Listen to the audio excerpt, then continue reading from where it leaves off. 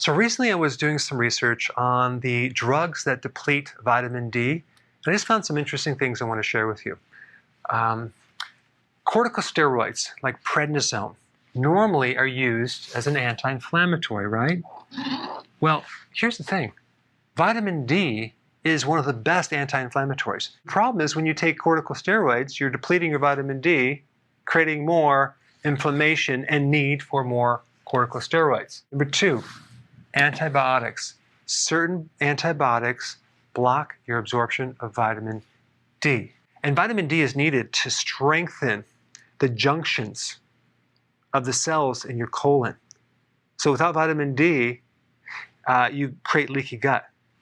So when you take antibiotics, block vitamin D, and now we're not going to protect the integrity of the gut barrier, increasing our chance of getting autoimmune diseases and allergies and things like that. Now, when someone takes an antibiotic for TB, for example, that creates a vitamin D deficiency. But one of the common treatments that they used for TB before they had antibiotics was cod liver oil and sunshine, vitamin D, because they found that it actually helped this condition. And all those antibiotics that are taken for bronchial infections and respiratory infections, which then block vitamin D, increase your susceptibility of getting another infection in the bronchial area because you're low in vitamin D. So you have a lot of vitamin D receptors in the upper and lower respiratory areas, in your sinuses and your lungs. And they're there because of the extensive immune protection. And the very reason why you even get an infection and you need antibiotics is because you're vitamin D deficient. Now, antidepressants block vitamin D. One of the most therapeutic things for vitamin D is to help you with depression. So here you are taking a drug for depression or anxiety, and it's creating a vitamin D deficiency, thereby making you dependent on that drug. As soon as you try to get off of it, you can't. All right, number 4, phenobarbital. This is used as an anti-anxiety and for seizures. Well, guess what vitamin D does? It helps reduce stress, it helps anxiety, and it decreases the risk of seizures. So again, here's a medication, blocks your vitamin D, create a vitamin D deficiency, and now we make it worse. Okay, Dilatin is also used for seizures. Same thing, it blocks vitamin D.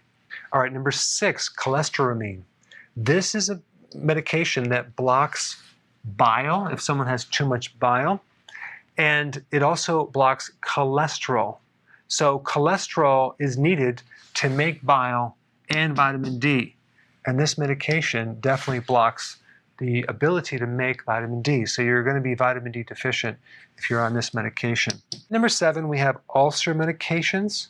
A big cause of ulcers is the microbe H. pylori. There's some great research that showed that vitamin D produced a 77.2% eradication of H. pylori, which is going to help the person's ulcer. So I just found it interesting that the reason you would need these medications in the first place is you're vitamin D deficient. The problem is when you take them, you create a vitamin D deficiency. So it's totally logical. So if you have any symptoms, you may want to try taking some vitamin D. Thanks for watching. Hey, we're back. With another amazing recipe. No grains, no sugar, totally keto.